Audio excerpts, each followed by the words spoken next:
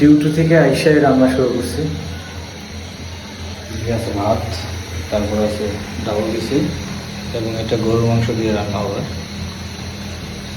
মনে করেন বিষয়টা কেমন লাগবে।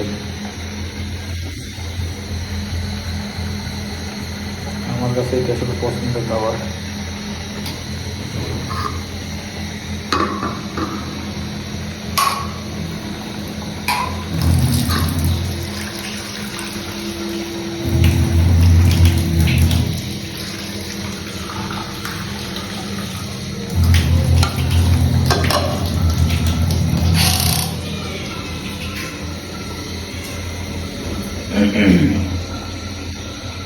অফিস থেকে আসলাম, আইসা মনে করেন যে রান্না শুরু করছে।